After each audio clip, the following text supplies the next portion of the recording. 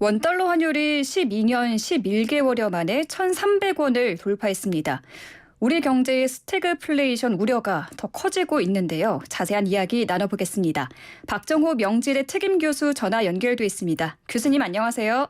예, 안녕하세요. 네, 원달러 환율이 1,300원 선을 결국 뚫었네요. 어제 1,301.8원에 마감을 했는데 이런 달러화 강세 배경은 뭐라고 보십니까? 예, 지난번 연준 의장인 파월의 발언이 가장 큰 이슈가 됐던 것 같습니다. 파웰 의장이 뭐라고 말씀하셨냐면 이제는 경기 침체 상황이 도래할 것 같을 가능성이 높다라는 것을 사실상 인정을 했습니다. 네. 그러다 보니까 미국이 이렇게 경기 침체라는 발언을 직접적으로 했었을 때는 전 세계적으로 이제 경기가 그만큼 악화될 가능성이 높다라는 사실이 확인이 된 것이거든요. 네. 그러다 보니 많은 자산가들 또는 많은 투자 자금들이 안전 자산에 대한 선호도가 더 높아졌고 그 때문에 미국 국채에 대해서 더욱더 수요가 높아진 상황입니다. 이처럼 미국 국채 등 안전 자산에 대한 선호도가 높아지면 우리나라를 비롯해서 여러 해외 국가들에서는 달러가 당연히 더 유출될 가능성이 높아졌고요. 네. 이 때문에 1,300원이 드디어 넘어간 것 같습니다. 파월 의장의 이 경기 침체가 올 가능성이 있다라고 사실상 처음으로 인정을 한 거잖아요. 네. 그 발언 때문에 이 안전자산인 달러로 돈이 몰렸다 이렇게 말씀을 해주셨습니다.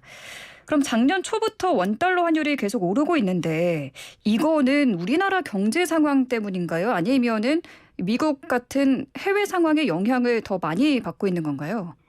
예, 상대적으로 코로나19 기간 동안 그리고 코로나19가 해제돼가는 기간 동안 우리나라 경제적 여건은 상대적으로 외국 국가들에 비해서 안정감 있는 모습을 지속적으로 보여왔습니다. 네. 따라서 지금과 같은 환율의 급변화는 우리 내부의 어떤 상황 변화보다는 미국을 비롯해서 여타 국가들의 상황 변화 때문이라고 보시는 게 더 적합할 겁니다. 사실 미국 같은 경우 이미 거의 40년 만에 가장 높은 물가 상승률을 기록해 가면서 이 물가를 잡기 위해서 금리를 가장 고공행보로 높여가고 있는 상황이고요. 네. 이렇게 금리를 높여가다 보면 당연히 달러에 대한 가치 변화가 수반될 수밖에 없습니다. 뿐만 아니라 유럽 국가도 14년 만에 0%대 금리에서 벗어나서 드디어 금리를 올렸습니다. 이 때문에 외국 화폐의 가치가 변화될 요인들이 훨씬 더 높아졌고 우리는 오히려 그런 변화 상황을 최대한 유발하지 않도록 하기 위해서 같이 발맞춰서 한국은행이 뒤늦게라도 금리를 올려가면서 상황을 유지하려는 어떤 태도를 취하고 있는 것이거든요.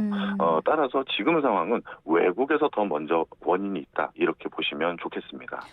네, 근데 말씀을 듣는 중에 궁금해졌는데 이렇게 미국이 금리를 인상하면 한미 금리 역전이 나타날 가능성도 커졌는데 우리나라도 그럼 통화 긴축이 불가피한 상황이잖아요. 네. 하느니 금리 인상을 하게 되면 당장 우리 경제에는 어떤 좀 상황들이 펼쳐질 것으로 보십니까? 예, 제 생각에는 다음번 하는 회의에서 금리 인상을 적어도 금리 인상은 당연히 할 것 같고요. 네. 0.5%포인트 가까운 빅스텝으로 금리 인상까지도 기대하고 있는 편이 상당히 큽니다. 네. 그 이유는 연준에서 다음번 또 한 번의 금리 인상을 더 할 것이라는 게 거의 자명해진 상황이거든요. 네. 연달에 2번 이상 이렇게 고강도의 금리 인상을 하는 과정에서 우리나라 중앙은행에서 금리 인상을 안 한다라는 것은 진짜 방금 말씀하신 것처럼 양 국가 간의 금리 역전 현상이 너무 광폭으로 벌어져 있는 상황이 생겨버립니다. 네. 이 때문에 우리도 금리를 올리게 될 것이 분명해 보이고요. 그러다 보면 당연히 연이어서 우리 어떻게 보면 소비자들 또는 개인들에게 영향을 미칠 수 있는 주택담보대출 금리가 또 올라갈 여지가 있고 그 밖에 회사들도 여러 가지 회사채 금리라든가 이런 것들이 연쇄적으로 같이 부담 비중이 높아질 수가 있는 것이죠. 근데 지금 미국도 지금 인플레이션을 잡기 위해서 금리를 올린 건데 우리나라도 지금 물가가 굉장히 많이 올라와 있잖아요. 네. 금리 인상을 단행하면 이 물가가 잡힐 것으로 보시나요? 참 안타깝게도 미국도 우리나라도 지금 현재는 금리만 가지고 빠르게 올라가고 있는 물가를 잡기는 어렵다라고 정부 당국에서 판단한 것 같습니다.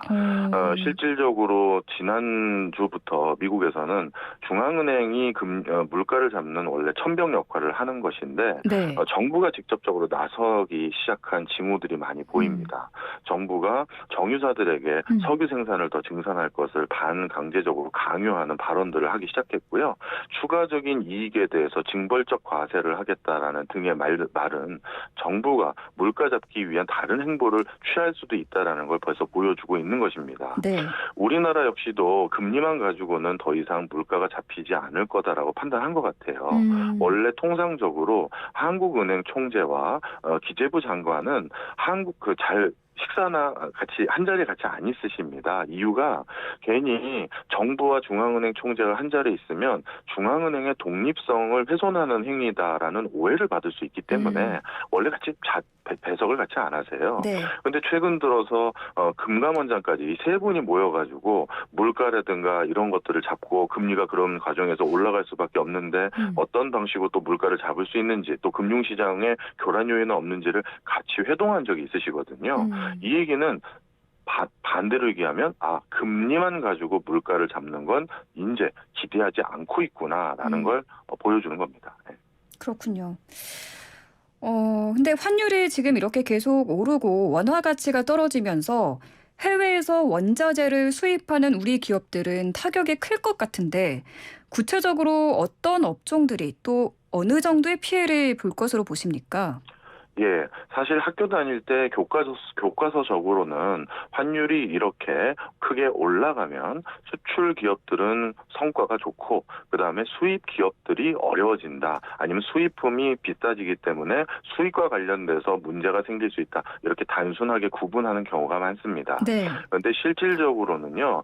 사실 환율은 어떤 국가에서 많은 시장 참여자들이 기대하는 환율의 어떤 범주 안에서 움직이는 것이 제일 중요한 것이지 더 오르거나 그 이상의 폭으로 오르거나 반대로 그 이상의 폭 이하로 떨어지는 것은 모두 우리나라 경제에 충격을 줍니다. 왜 그런지 간단히 설명드리면요. 네. 지금과 같이 환율이 이렇게 올라갈 경우 단순히 수입하는 회사들만 피해가 있는 것이 아니라 네. 우리나라 전체 기업들이 예상치 이상으로 환율이 올라가게 되면 모두 피해를 보는데요. 그 이유는 전 세계에서 우리 부채라고 하겠죠. 예.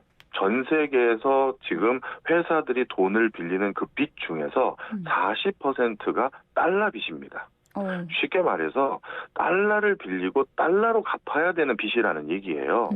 그 전 세계 빚의 40%가 달러 빚인 건 우리나라 같이 세계 10위권 국가도 역시 마찬가지의 범주에 들어갑니다. 네. 그렇다면 우리나라 기업들, 굴지의 기업들이 대부분의 부채 중에 40% 가까이는 달러 빚이니 환율이 일정 수준 이상으로 올라가 버리면 그만큼 달러를 가져와서 빚을 갚는데 더 많은 원화가 필요한 것이니까 훨씬 더 경제적인 압박을 받게 되는 것이죠. 네.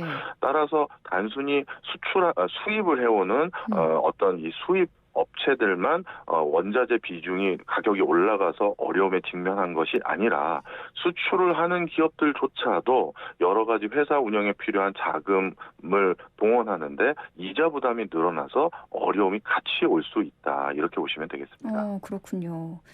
그러면은 이 수출하는 기업들도 환율 상승 효과가 그렇게 크지 않다. 수출 가격 경쟁력이 그렇게 크지 않다고 봐도 될까요?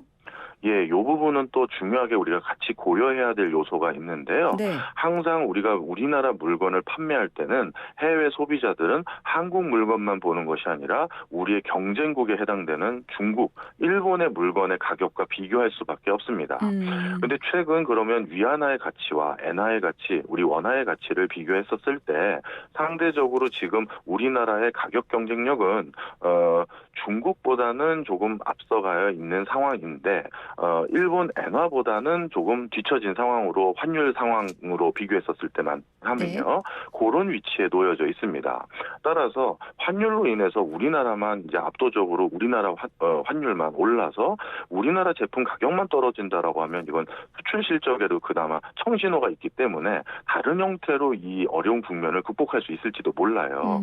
그런데 지금 상황은 그 여타 국가와의 환율을 비교했었을 때 꼭 지금 우리 환율이 올라가는 게 수출 실적 향상으로 이어질 것 같지 않다라는 게 하나 또 문제가 있고요.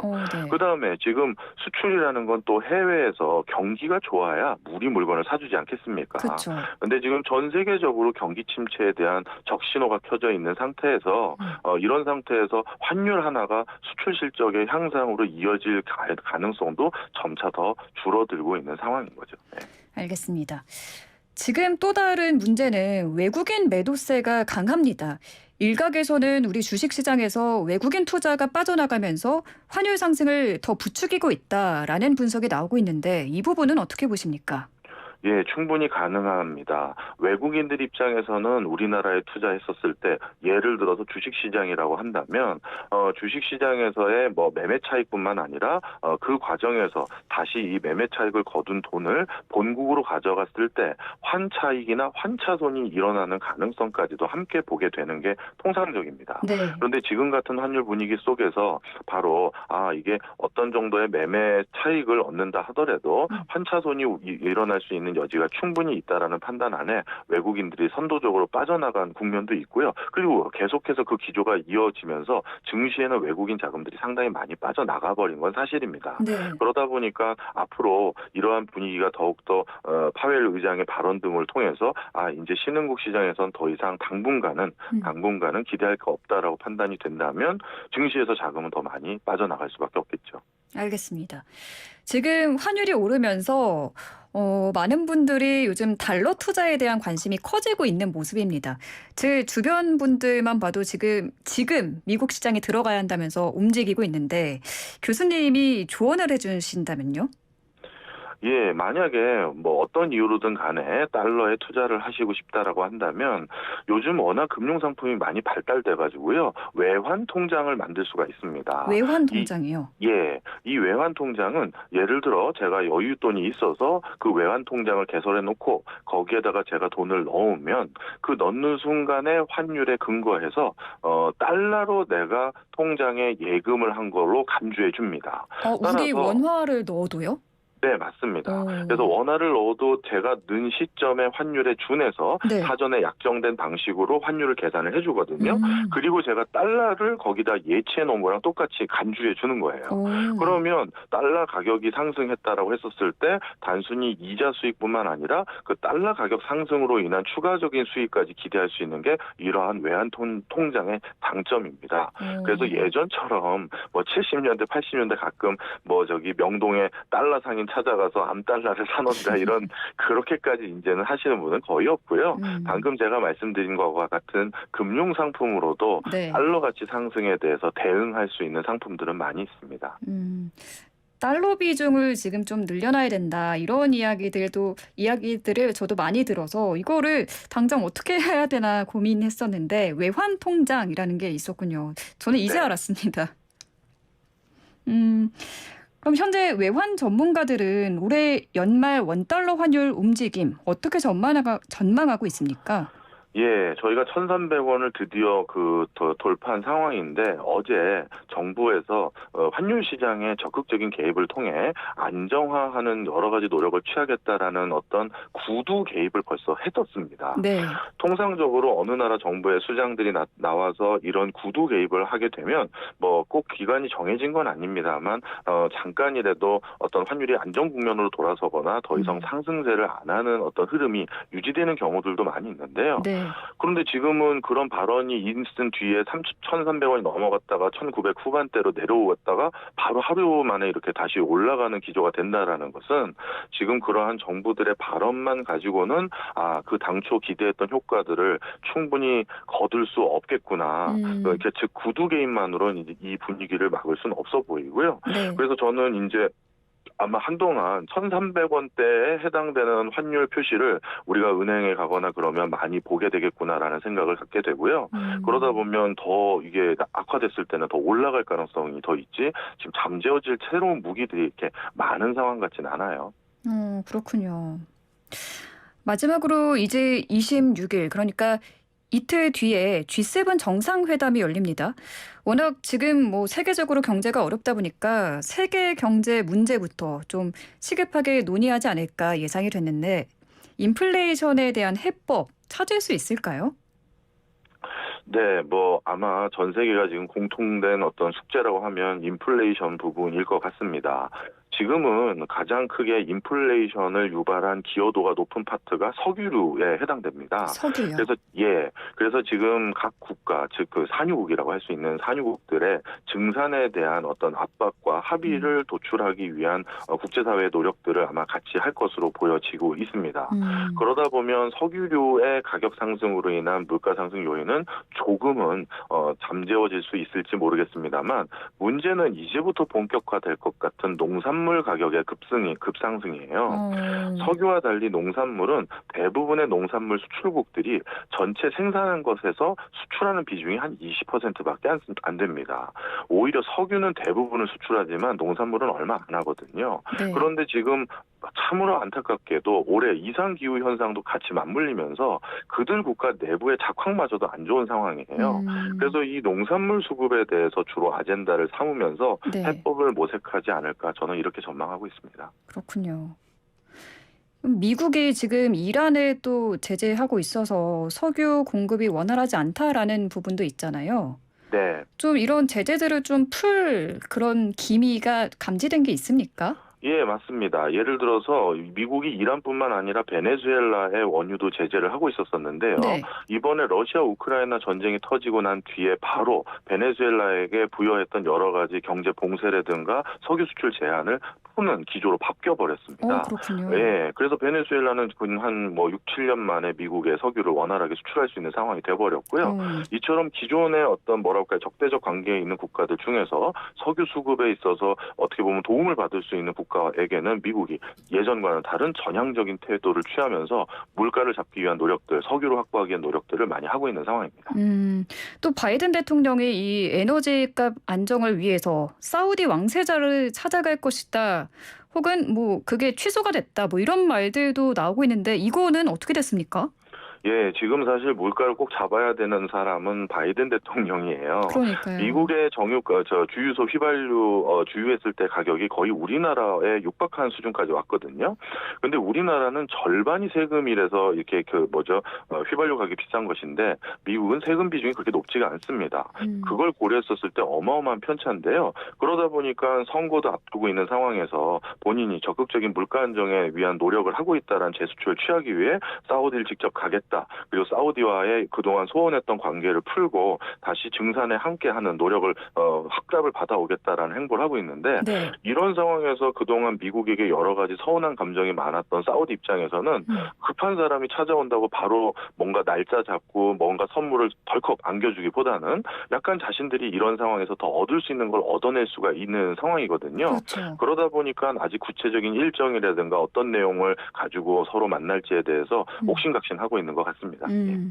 네, 오늘 말씀 여기까지 듣겠습니다. 감사합니다. 감사합니다. 네, 지금까지 박정호 명지대 특임 교수와 함께했습니다.